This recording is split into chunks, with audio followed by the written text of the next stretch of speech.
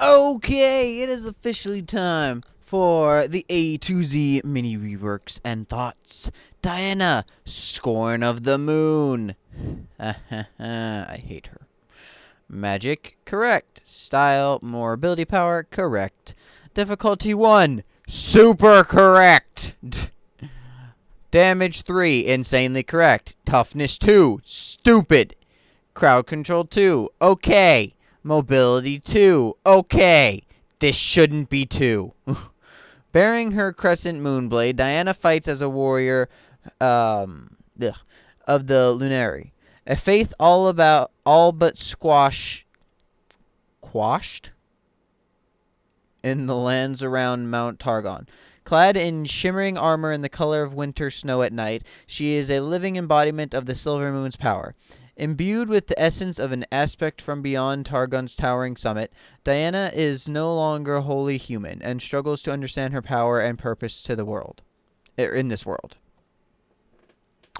So, she's a fighter? She's a fighter?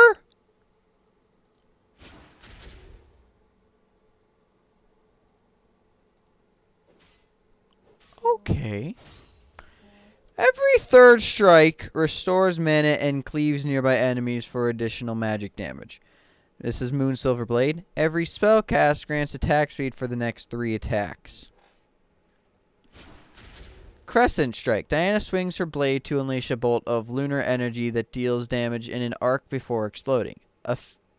Afflicts enemies struck with the Moonlight debuff, revealing them if they are not stealthed. Diana creates 3 orbiting spheres that detonate on contact with enemies to deal damage in an area. She also gains a temporary shield that absorbs damage. If her 3rd sphere detonates, the shield gains additional strength. That's nice to know. Moonfall. Diana draws in and slows all nearby enemies, passively grants Diana attack speed after spell cast. She already has that on her What?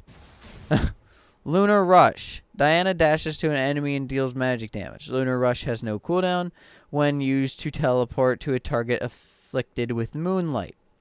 Okay, so I'm going to be pretty blunt. She's broken. She is not balanced at all. The entire time, I'm thinking she's an assassin, and now I finally understand why she has as much durability as she does, because they consider her a fighter. And she is not. She is an assassin that is somehow capable of surviving, because she jumps on the backline and murders it instantly faster than anyone. And it's back to what I was saying, like, forever with Irelia, is that she, if you're going to make her a bruiser, then don't give her the capability of jumping and killing on the assassin or the ADC immediately, or the high priority targets. A fighter is supposed to get into a team and then disrupt them. Nothing more. They are not supposed to jump onto the assassin or onto the enemy's ADC and so on and so forth with extreme ease and just murder them. That is stupid.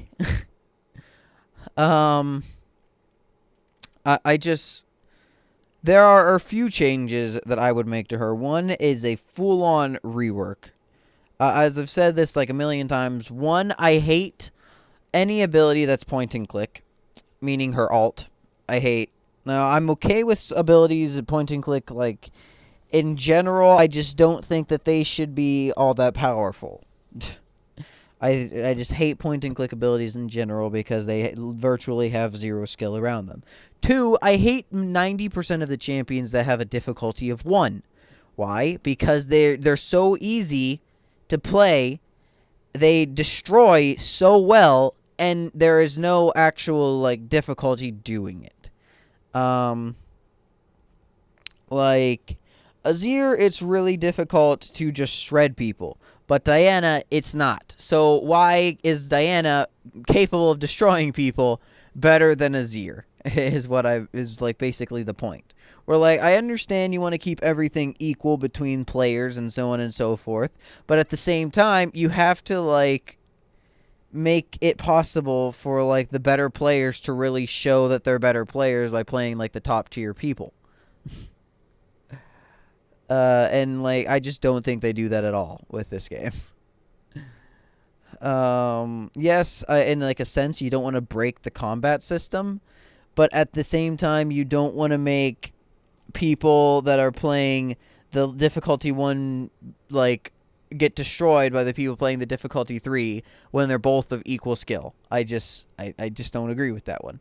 If they're both of equal skill and one of them's playing like the higher difficulty, I think that the higher difficulty should win if they're okay. I mean like top tier skill. When I say equal skill, I mean like 2 pro players. But the pro player that will most likely win is the one that was playing the lower difficulty, just because of its most of their kits are pretty busted because of how simplistic they are. Such as Diana's, because literally it's land your Q, hit your ult, spam your buttons. Like it's just Q R W E at the same time. Like it could be EW. It really doesn't matter when it comes to those abilities. So I'm going to first go over her abilities of what I think should be changed, just like as is. And then I'll go over like the full mini rework idea that I kind of came up with. So basically, her passive I think is fine. I accidentally clicked off of League for a moment there. Her passive I think is fine, honestly. I'm fine with the cleaving aspect of it. I'm fine with, the restoring of mana to an extent. I think it's okay. The only thing that I am not 100% okay with it is the restoring mana. I think like it's fine that it gives attack speed off of ability cast. Like she is partially attacks, very little, but partially yes. And just because of that reason, I just think that, like, it is fine. I don't really think that restoring mana off of auto attacks is all that good of an idea. Like, I'd say in Xerath's case, at least it has a cooldown. In this, it's just, like, every 3 auto attacks, so it's a little busted. But it's not, like, that big of a deal in general. I think it can stay the way it is, but if I was going to change anything with it, I would lower or get rid of the fact that she gains back mana. Like, it's just going to give you too much sustain, especially with her W, which is her biggest... Ugh. Crescent Strike, I think, is fine, except for how AoE it is. It is not a skill shot.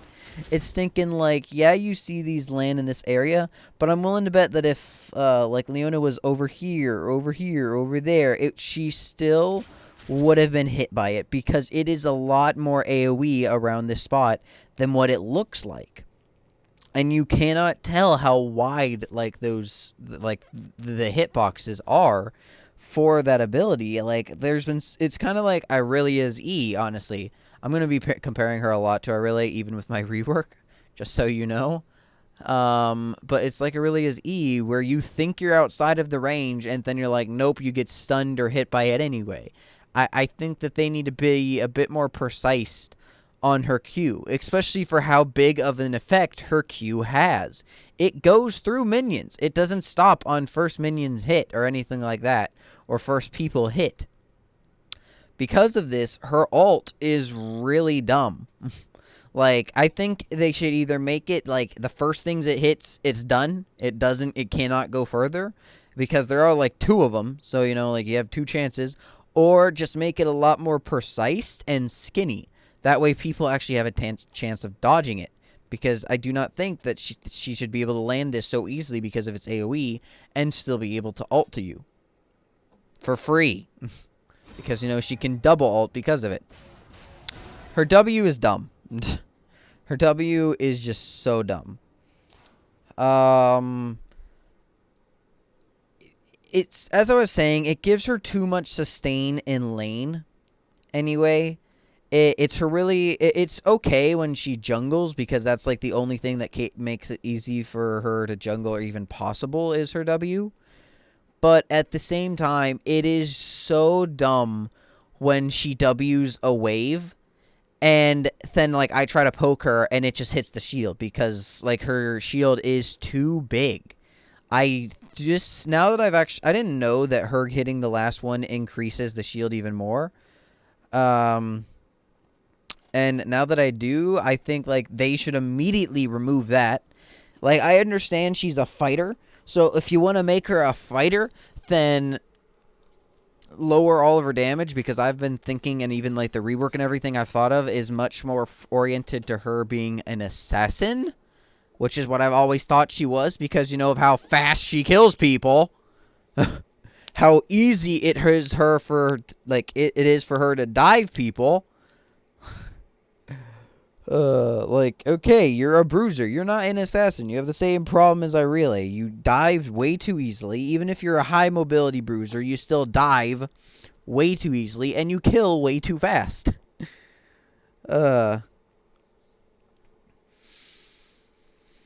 Her E, I'm still focusing on her being an assassin, so I think they need to, like, change her role to assassin. Her E should be more, her E, I think is fine. I don't think that the CC that it gives is that oppressing or anything. I just don't think that she should passively gain attack speed through it, considering how she already gains attack speed on using any of her abilities from her passive. Like, if it's just going to give her too much attack speed. And yes, I understand, like, she is primarily abilities, but even so, having that bonus attack speed will, one, make her sustain even better because she'll never run out of mana from auto attacks. And two, it will just make her getting off auto attacks, like, after she does her full combo on you, so much easier and so much harder for you to, like, survive her. And remember, as I said, she is a bruiser, apparently. So you should have a pretty reasonable chance of survival. But no, she's basically an assassin. And then Lunar Rush is just dumb. It does insane amounts of damage. I've seen people, like, QR dead. Like, don't even use the WE because from building, like, full AP on Diana. Like, she is a bruiser. She should not be able to do that.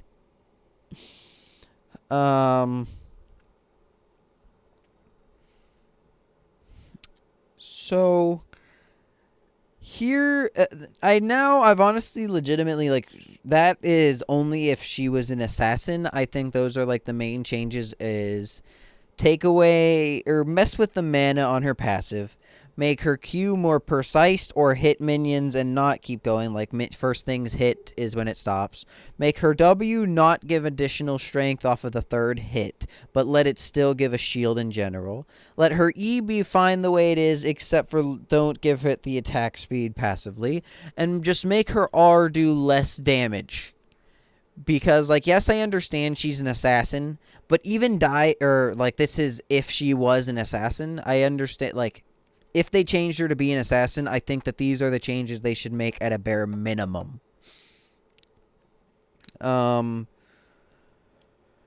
Because, like, even dive assassins like Talon and Fizz will usually use all of their abilities to kill a person. But if you have a fighter like Diana who can use 2 abilities to kill a person and can use all the rest in an instant, it's a little bit stupid. So yeah, like, that's what I was saying, like, that's what should happen on her, whatever the heck it's called, on her kit, if they change her to an assassin and they wanted to do the bare minimum.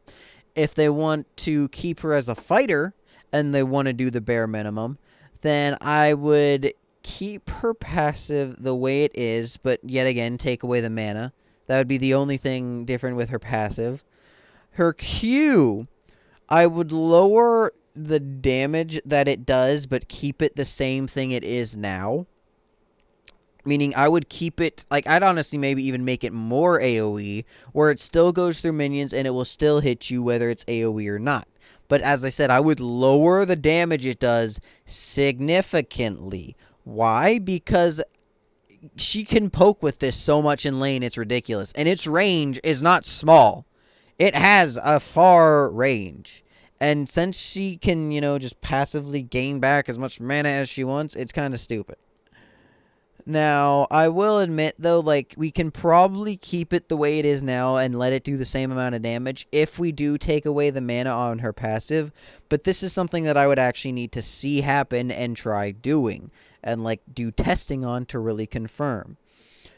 The reason I say that is because, like, with her passive is, like, they take away the increase in mana, and then like we keep her Q the way it is exactly the same, then maybe it'll be okay, because maybe she's spamming you with Qs and you're getting low HP, but at the same time she's now out of mana. So maybe I still think even it should be. I'll just confirm it right now. I think we should take away the mana on her passive, but we should only slightly decrease the damage on her Q. That way she can still, like, use it to poke you down, but it won't be that big of a deal because she'll also be running out of mana at the same time. Now her W. Oh, God. Her W, I would do the exact same thing as I just did with last one. I'd keep it the way it is. If we're keeping her a brawler or a fighter, we keep her W the way it is, except for lower its damage yet again. It does a lot of damage. It does a lot more damage than you think it does, and it's very annoying. The shield that it gives her is too big, and it's just dumb. So I think that it should be changed to, it gives the shield, but it shouldn't do damage, or very little damage.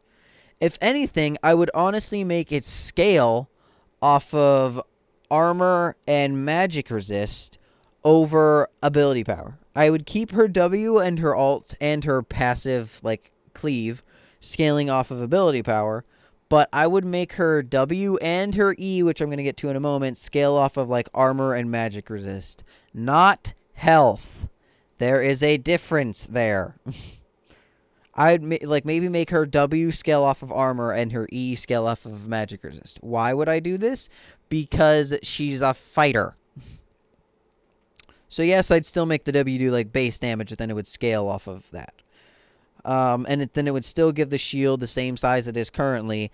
It would just not do as much damage. And that's exactly what I would think the E would happen.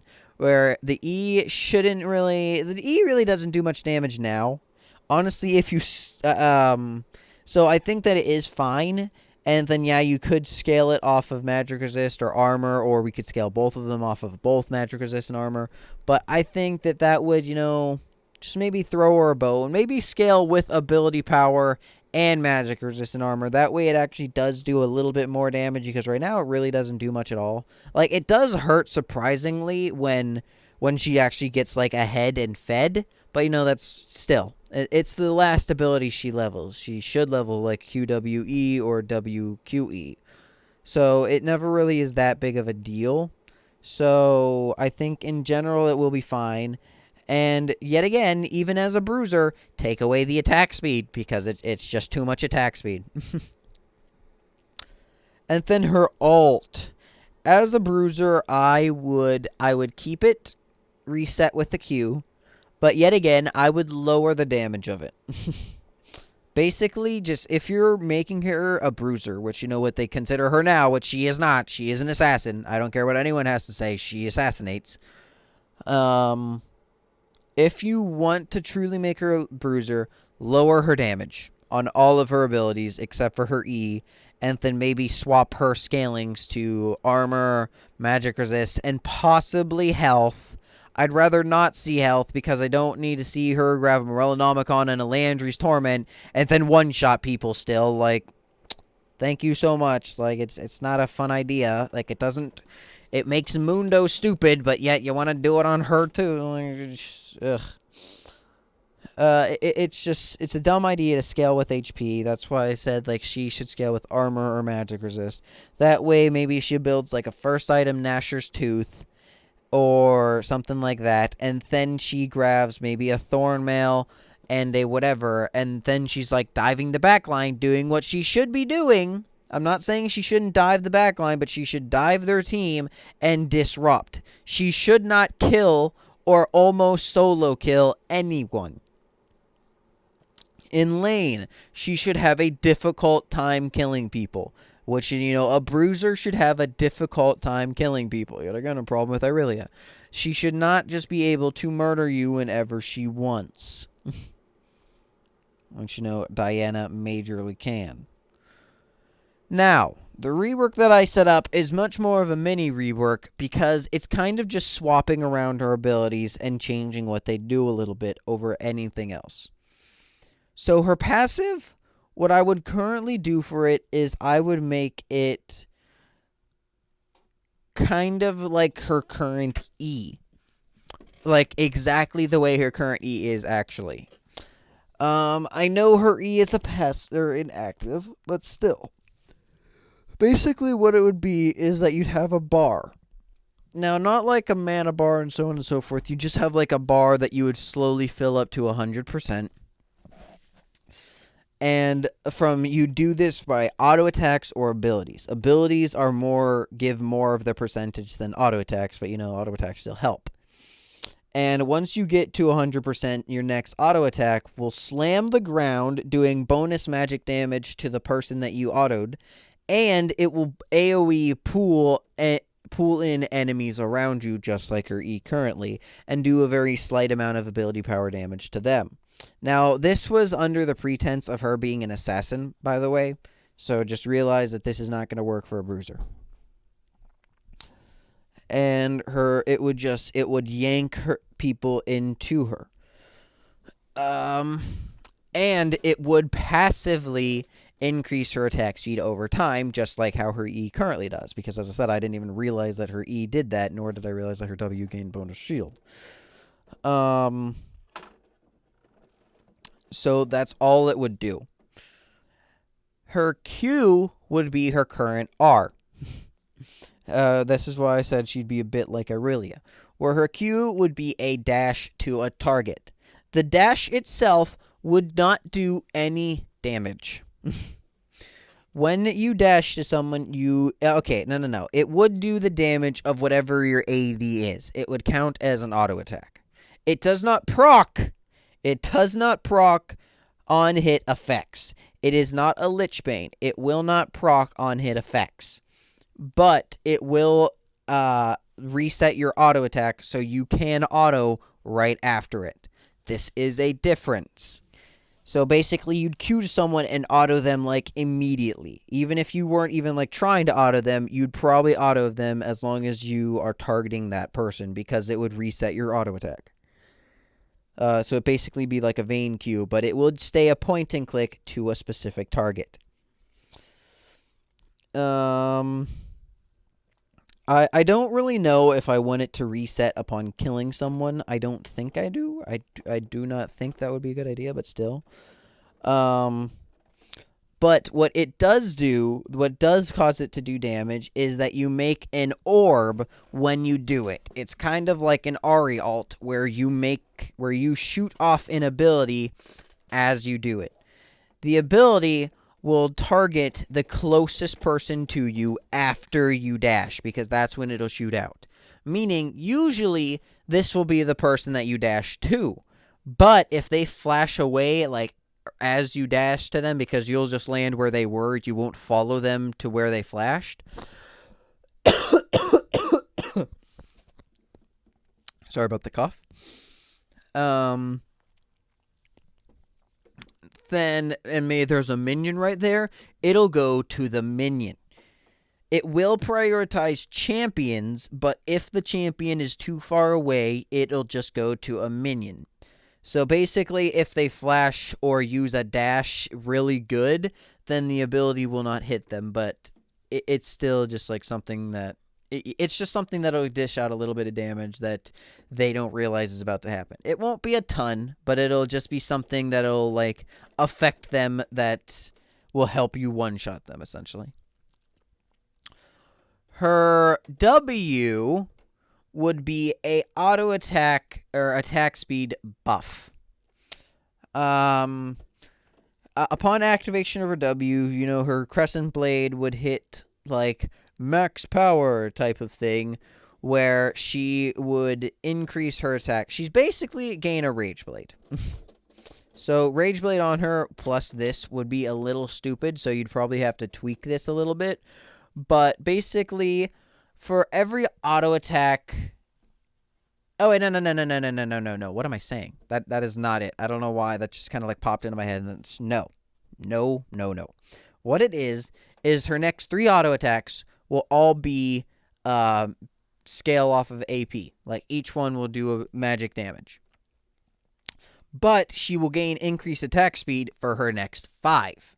So she will be able to attack you 3 times and then 2 more, but those 2 more will just be like regular damage. The reason this is it just kind of like works well with her kit. Her E would be her current Q. And what you'd want to do is she'd fling out, like her crescent blade. It would hit someone. This would be her current Q minus a lot of damage. The point of it would be for her Q in the rework.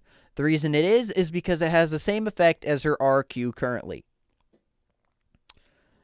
Where if you hit someone with her reworked E, which will be her current Q, her crescent blade, she'll shoot out like the crescent skill shot. If it hits, then you can Q to them and it will refund the cooldown. But that is the only way to refund the Q's cooldown. That's really all that E should be used for, is just to refund the Q's cooldown. You would want to, it would get greatly reduced damage. So yes, you could use it to poke, but is not very advised. This is more for an assassin, meaning you want to like hit them with like poke them like once or twice with your E, just doing a little bit of damage. And then you want to like shoot out your E, it hits them. So then you activate your W, you Q to them. This will cause you to go to them, auto attack them once, doing bonus magic damage from your W. You'll then auto attack them like once or twice. They'll either flash away, and then you'll be able to immediately Q to them again because you hit them with your E. Or, you can just Q to them once, auto attack once, then Q to them again, auto attack again, and you just got off your 3 magic damage ones, and now you're continue to auto them. Now the scaling with like the auto attacks of her ability would be pretty reasonably high. Like that, it would change her like her damage from abilities and like currently it would move this way more into the middle. She would be a lot more dependent on auto attacks than how she is currently. Her auto attacks would be a pretty reasonable amount of the damage she deals. And then her R. Her R would be the only survivability she has. I do think that assassins should get a survivability, like especially dive assassins, to dive in and then, survive. Even if they kill the ADC, I think that they should have a chance to survive. But this is a chance to survive, not a guaranteed. It's not like her current W, where, she dives someone and still has a ton of a shield and says, "Hi, you can't kill me." Basically what it would be is kind of like, it would have the same animation of her E currently, where she would like slam the ground and then cause like an AoE pull towards her. Now the pull would not actually pull any enemies to her. What it will do is it will give her a shield. The shield will be, her ult does 0 damage, by the way. The shield will do whatever the heck it's called. It will be based off of the missing HP of all units around you, except for towers. I don't really know if tower is considered a unit, honestly. It will include minions, it'll include enemies, and it'll include allies. And it's based off of their missing HP. Now, it'll not be exactly their missing HP. It will be like, let's say you have Malphite, who has 4,000 HP right next to you for whatever reason. And he is at 60% of his HP. So, okay, let's just go to 10,000 so it's easier to do the math. He's at 60%, so that means he's minus 4,000 HP. Since he only has, you wouldn't gain 1,000 HP. You'd gain like 500. That's how big your shield would be. Now, that's honestly pretty reasonably big, but that's because we're using a number off of 10,000. Let's say we're only using 1,000, and he was at 600 HP, so he's minus 400. You'd only gain like 50 to 60 shield. But then you have all 5 of your allies and all 4 of your allies, all 5 of their allies.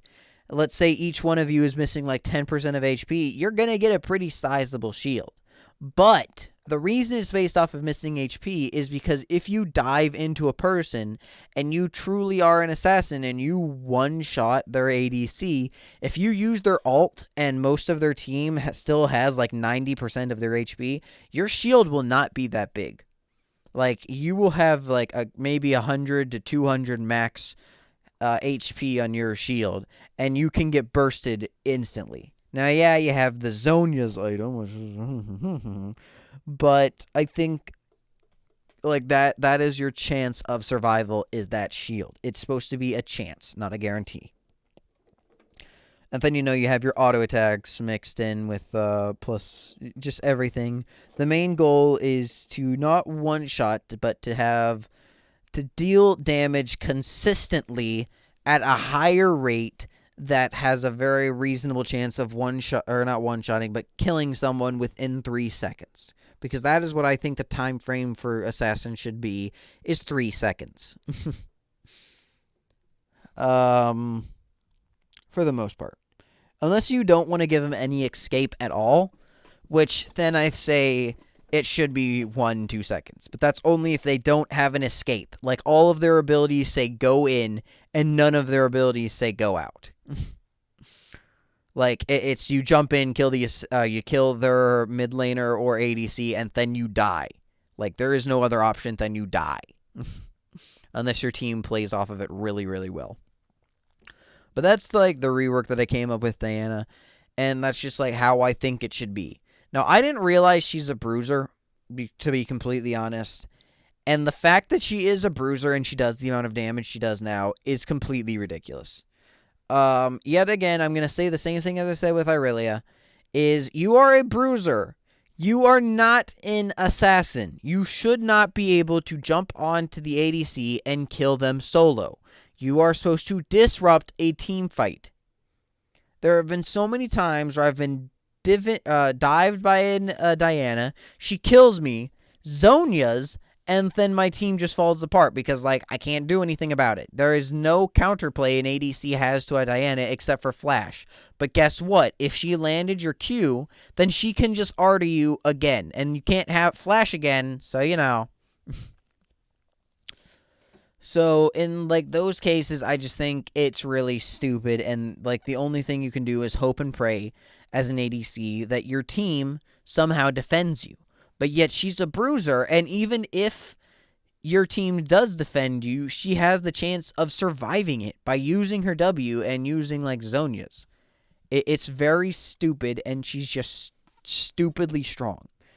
I always thought, she was just an assassin, and they wanted to give her a way out of assassinating people, like a chance to survive, as I keep saying, by her W. But no, apparently, she's just a bruiser, and her toughness should not be 2. They should either turn her into an assassin and do the things I just did, been like, lowering her damage, making her not as much of a one-shot, making her, like, things like that. Or they should keep her a bruiser and lower all of her damage. Everything should be lowered from how much damage she does now. Disrupting a team fight, not murdering them. It's 2 completely different things. But, Riot Games just doesn't seem to understand that. Okay. Now, when it comes to her skins, we have Dark Valkyrie Diana. I think it looks cool in general. Yeah, I think, honestly, it's a fine skin. Lunar Goddess Diana, I think, looks very cool. It's good in all around. Infernal Diana, I like. I just wish, I don't know, I wish it looked a little bit different, like more red. Like, I know, like, her actual body is, like, the fire bits, but I wish that there was, like, more fire, like, on her actual, like, clothing and so on and so forth. And Blood Moon Diana looks very cool. It is an incredible skin. I like it very much. Now there are a few skins that I've thought about with her, but not like a ton. Where is the reason I'm going to Jace is because of skins like this. No, that's not the one that I'm looking for. Like, where's his newer skin? Is it? Well, yeah, Forsaken Jace. Basically, like the Sith version. You know, these are based off of Star Wars, the Sith people. Just how Chosen Master Yi, you know, the guy with the lightsaber, is based off of the Jedi from Star Wars. I think that she would look really good in like a Sith getup with like the hood over her head, but like having her hair like braided back type deal. Just having like just a really red and darker theme about her. I think Hex Tech would also be reasonable on her. Like, um, I think it would be okay to have like a Hex Tech, whatever the heck her name is, having a Hex Tech Diana.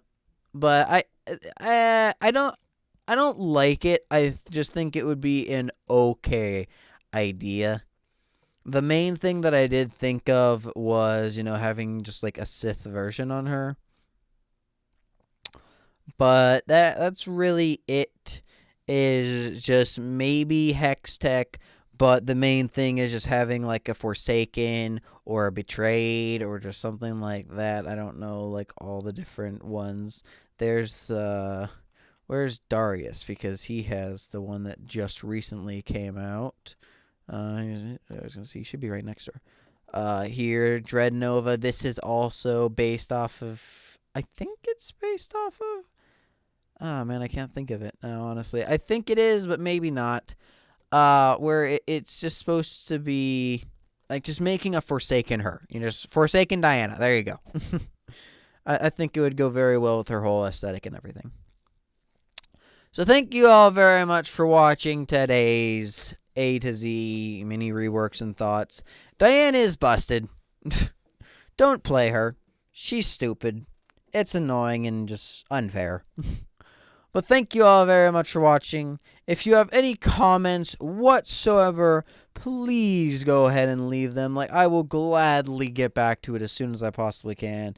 If I don't care, whatever the heck it is. If you happen to know anyone from Riot, please yell at them for me, telling them that they are morons, that they should fix half their cast, and that all of their balancing department should be fired on the spot.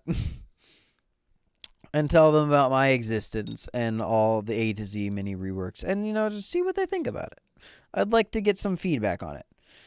Or, you know, if you have any feedback yourself. Like, it doesn't have to be a League person. Doesn't have to be a person that plays games. Just, like, if you have some feedback yourself, you know, just please go ahead and leave a comment. I'll get back to you as soon as I possibly can.